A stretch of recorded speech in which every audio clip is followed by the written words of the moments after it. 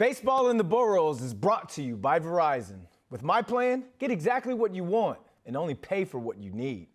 The Mets have also been in a slump, but they brought the bats out yesterday in Houston, and some of the amazing stars finally showed up. One of those guys, pitcher Max Scherzer, he had the best start of his season against the defending world champions. Is it safe to say Mad Max is back?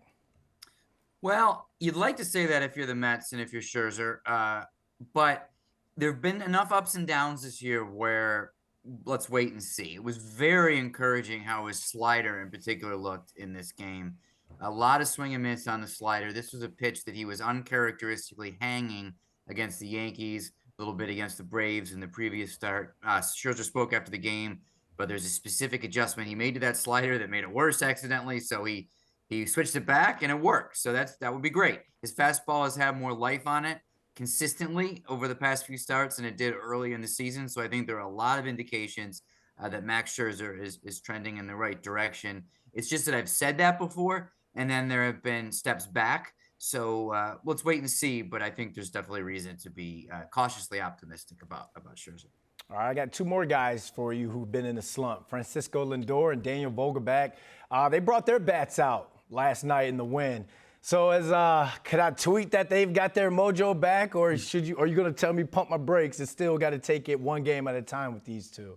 I think we have to pump our brakes on that a little, Brandon. I thought that, in fairness, I thought that whole baby Met slogan that came up a month or so ago was way premature when you really think about all the ups and downs that rookies go through. So in order to be consistent, I have to say that although veterans have been performing well lately, in Vogelbach, 2 home runs in his past 4 games, much more what they expected from him with that power, aside from just the on-base ability. Not ready yet. The only one I think we can declare is fully a stud on this team of that veteran class that fans didn't like for a while is Tommy Pham, who's have over 1,000 OPS in June, who's exactly the player that the Mets had hoped he would be when they signed him in the offseason. So while you have some veterans picking it up, it's Pham really who's been the most consistent over time. You got veterans picking up. Let's see if they can pick up the momentum. Let's look ahead a little bit. They've already started that 6-game road trip that goes from Texas to Philly.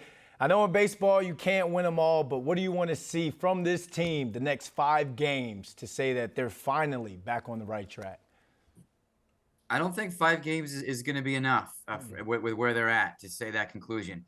Win as many as you can. Keep winning in the weeks ahead because they've dug themselves quite a hole. They have the talent to dig themselves out of that hole. I still believe. I'm not ready to give last rites on the season, but I think it's going to take more than a 5-game stretch to prove they're different than they've been.